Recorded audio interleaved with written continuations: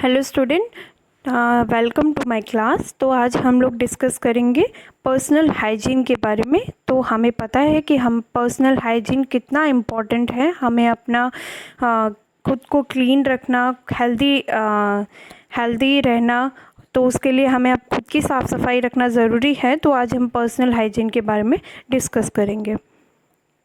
तो हेल्थ क्या है सबसे पहले? तो according to WHO, you all know very well, health is a state of complete physical, mental and social wellbeing and not merely the absence of disease और infirmity. तो हेल्थ क्या है? आप कंप्लीटली फिट हो ना, आपको फिजिकल, मेंटल, कोई सोशल कोई प्रॉब्लम नहीं हो, उसको हम क्या बोलते हैं? हाँ, एक हेल्दी पर्सन बोलते हैं, उसको कोई डिसीज़ ना हो। ठीक है। पर्सनल हाइजीन क्या है? Personal hygiene may be described as the principle of maintaining cleanliness and grooming of the internal body. आप क्लीन रखें खुद को, तो क्लीन रखें एंड आपके एक्सटर्नल बॉडी को आप साफ़ करते रहें, रोज़ डेली नहाएं, ब्रश करें, ये सारा क्या है? हमारा पर्सनल हाइजीन है। Failure to keep up a standard of hygiene can have many implication. Not only there is an increased risk of getting an infection or illness, but there are many social and psychological aspect that can be affected. अगर आप खुद को साफ नहीं रखते हैं या आप उस स्टैंडर्ड तक नहीं पहुंचते हैं, हाइजीन लेवल तक, तो बहुत सारे कॉम्प्लिकेशंस, इम्प्लिकेशंस दिखते हैं। जैसे कि आप खुद को डिसीज़ के लिए इन्विटेशन देते हैं, इन्फेक्शन के लिए इन्विटेशन देते हैं एक तरह से। फिर आप सोशली, साइकोलॉजिकली एक इल बन जाते हैं, है ना। तो एक आप खुद ही लोगों से अपना अलग महसूस करेंगे, क्योंकि आप खुद को अगर आप क्लीन नहीं रख पा रहे हैं तो वो चीज़ इफ़ेक्ट करती है। The benefits of good hygiene. तो क्या बेनिफिट्स है अगर आप हाइजीन मेंटेन रखेंगे? तो according to the center for disease control and prevention, addressing the spread of germs in schools is essential to the health of our youth, our school and our nation. तो इनके मुताबिक आपको जो school है, school के जो youth हैं, जैसे बच्चे हैं, उन्हें यही सिखाना होता है कि वो रोज़ डेली नहा के आएँ, क्लीन रखें खुद को, है ना। स्कूल्स को क्लीन रखें, आवर नेशन। अगर आप ये अपने एनवायरनमेंट और खुद को क्लीन रखेंगे तो अपना नेशन भी क्लीन रहेगा। Good hygiene prevent the spread of germs. तो अगर आप हाइजीन मेंटेन रख रहे हैं तो आपको कोई डिसीज़ नहीं होंगी। Then it also helps to give a good first impression to others. अगर आप खुद साफ़ हैं, आपकी पर्सनैलिटी ऐसी है, आप क्लीन रखते हैं, तो वो इम्प्रेशन दूसरों पे अच्छा पड़ता है। What is personal hygiene? So what is personal hygiene? Regular routine of personal care, washing and grooming of hair. आप खुद की पर्सनल हाइजीन तो रखें, मतलब आप डेली आप खुद का जो पर्सनल केयर है वो सब करें। देन आप क्या कर सकते हैं? हेयर वॉश कर सकते हैं, जब आप डेली नहीं तो एटलीस्ट सेकेंड डे या थर्ड डे आप करें। देन फेस एंड स्किन रोज़ साफ़ करें। टीथ रोज़ साफ़ करना है, सुबह भी और सोने से पहले 2 बार करना चाहिए। ईयर्स को क्लीन रखें, हैंड को क्लीन करें, बार बार गंदे हाथ नहीं रखें। फिर नेल्स को ट्रिमिंग करते रहें। देन फीट को भी साफ़ रखना है। तो ये हमारे कुछ पर्सनल हाइजीन्स के लिए होता है कि आपको डेली क्या क्या क्लीन रखना है। सबसे पहले हेयर।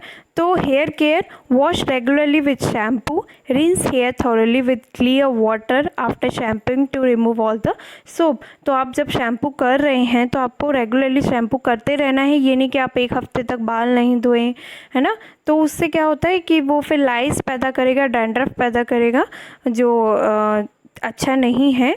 तो वो चीज़ अनहाइजीनिक होता है। तो आपको हेयर केयर करना है तो शैम्पू आप दूसरे तीसरे दिन करें, सेकंड डे थर्ड डे करें। अगर आप डेली नहीं कर पा रहे हैं, क्लियर वाटर से करें, उसके बाद सोप को अच्छी तरह रिमूव करें।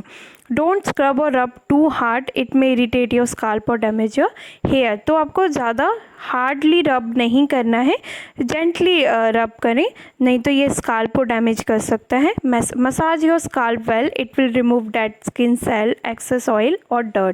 तो अच्छे से मसाज करना है ताकि ऑयल अच्छे से या जो गंदगी है वो निकल जाए। ब्रश हेयर डेली, अगर आप कंघी रोज़ करना है। Wash combs and brushes frequently, और कंघी को साफ़ करते रहें रेगुलरली, नहीं तो वो भी एक इन्फेक्शन का कारण हो सकता है। Don't share combs, brushes etcetera, किसी के साथ अपने कॉम्स और ब्रशेस को या कंघी को शेयर नहीं करना चाहिए। फेस एंड स्किन की कैसे केयर करनी है? बाथ और shower regularly using soap, do not scrub violently, आराम से जेंटली स्क्रब करना है जब आप शावर या बाथिंग करते हैं। इफ़ पॉसिबल बाथ और shower after exercise, specially after sweating के बाद बाथ ज़रूर करें, क्योंकि वो फिर इरिटेट करता है स्किन को और फिर वो इन्फेक्शस डिसीज़ कॉज करता है, skin disease. Use anti perspirants decreases perspiration and cover odor with a manly smell। तो आप यूज़ कर सकते हैं जो स्मेल डिओड्रेंट वगैरह, ताकि स्मेल ना आए, वो स्मेल को डिक्रीज़ कर देता है। वियर क्लीन क्लॉथ्स, रोज़ साफ़ कपड़े पहने। Reduce stress level which irritate the skin, तो स्ट्रेस लेवल कम करें ताकि वो उससे स्किन नहीं तो इरिटेट होना शुरू हो जाती है। मेंटेन अ हेल्दी डाइट, ऐसी डाइट ले जो आपकी स्किन फ्लॉलेस हो, स्किन हेल्दी रहे, तो ऐसी डाइट ले।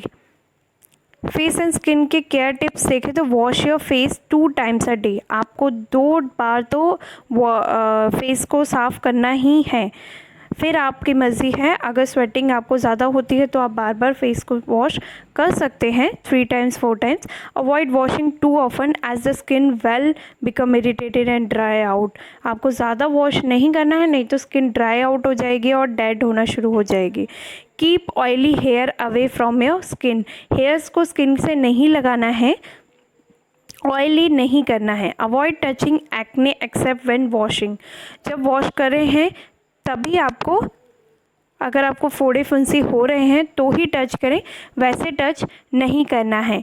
डोंट स्क्वीज़ और पिक द पिंपल्स, अगर आपको पिंपल हो रहा है तो उसको स्क्वीज़ मत करें, मतलब खुद निकालने की कोशिश मत करें। यूज़ कॉटन, तो हाथ से डायरेक्टली टच नहीं करना है, नहीं तो वो और इन्फेक्शन कॉज करता है। Try to avoid touching the face, बार बार फेस को टच मत करो, अगर आपके हैंड गंदे हैं तो वो आपके फेस को फिर इरिटेट करना शुरू करेगा और फिर और भी प्रॉब्लम कर सकता है। Keep hands clean bye washing them often, आपको हैंड्स साफ़ करते रहना है, जब गंदे हों तब साफ़ करना है। Teeth, how to avoid dental problems, अगर आपको डेंटल प्रॉब्लम्स नहीं चाहिए तो आप क्या कर सकते हैं, डेली डेंटल हाइजीन रूटीन कर सकते हैं। That consist of brushing for 2-4 minutes and flossing, तो आपको डेली रूटीन आपको ब्रश करना है तो 2 से 4 मिनट करना है, ताकि आपका जो दांत है, टीथ है, वो अच्छे से रहे। और 2 टाइम्स डेली करें आप। इफ़ पॉसिबल तो brush after every meal, rinse your mouth with warm water, तो अगर पॉसिबल है तो आप जब भी खाना खाते हैं उसके बाद आप ब्रश करें और जो वार्म वाटर होता है उससे साफ़ करें, तो वो जल्दी मतलब जो आपका जो खाना है वो रिमूव कर देगा। अगर आपके दांत में या कहीं लगा हुआ है तो वो वार्म वाटर अच्छा होता है। Use a soft bristles brush, hard brush use नहीं करना है, नहीं तो वो आपके गम्स में ब्लीडिंग कर सकता है, तो सॉफ्ट ब्रश यूज़ करें। ब्रशिंग और फ्लॉसिंग तो कैसे करना है, replace your toothbrush every 2-3 months after an illness, ठीक है। तो अगर आप बीमार हुए हैं तो आप चेंज कर सकते हैं, वो चेंज करना है आपको ब्रश, क्योंकि आफ्टर आपका अगर इलनेस है और फिर भी आप वही ब्रश यूज़ करें तो एक तरह से वो इफ़ेक्ट करता है कहीं साइकोलॉजिकली, तो फिर आपको ब्रश चेंज करना, और जहाँ तक पॉसिबल हो 2-3 महीने में आप ब्रश चेंज कर दें। Use toothpaste that contain fluoride, ऐसा टूथपेस्ट यूज़ करें जो फ्लोराइड हो जिसमें। Flossing removes food trapped between your teeth, तो अच्छे से जेंटली हमें क्लीन पे रब टीथ पे जो फ्लॉसिंग करनी है, जो आप आगे पीछे करके, और ताकि वो जो गम 2 टूथ के बीच में जो कुछ फंसा होता है ना तो वो निकल जाएगा। And gum lines that rinsing and brushing miss, तो वो चीज़ आपको ऊपर नीचे, right and down, right left ऐसे करके आपको अच्छे से साफ़ करना है टीथ को ब्रश करते वक्त। ईयर, तो हम ईयर की कैसे केयर करें, तो ईयर में पहली बात आपको ईयरबड ज़्यादा अंदर तक नहीं डालना है, सिर्फ ऊपर तक ही आपको, बाहर आउटसाइड तक ही साफ़ करना है। अंदर तक अगर आप करेंगे तो ईयर ड्रम जो आपका पर्दा होती है, टिम्पैनिक मेम्ब्रेन, वो डैमेज होने के चांसेस रहते हैं। ईयर, तो wash years daily with the wash cloth, don't forget behind the years. जो अगर आप ईयर साफ़ कर रहे हैं तो आप एक क्लॉथ लें, उसे गीला करके फिर आप उसे जो क्लॉथ है उससे साफ़ कर सकते हैं। देन लेकिन साथ में उसके जो ईयर्स के बिहाइंड, होल के जो बिहाइंड होता है ना, जो साइड साइड में एरिया, वो भी साफ़ करना है, नहीं तो वो फिर उसमें डर्टी जो डर्ट है वो जमा होने के चांसेस रहते हैं। Do not use Q-tips in ears, it will smash the earwax deep into the ear canal। तो आप बार बार वो ईयरबड्स वगैरह अंदर तक नहीं ले, नहीं तो फिर वो जो ईयर वैक्स होता है वो अंदर चला जाता है ईयर कैनाल के, जो फिर आपको प्रॉब्लम करेगा। Usually ear wax is usually removed when you chew food और गम।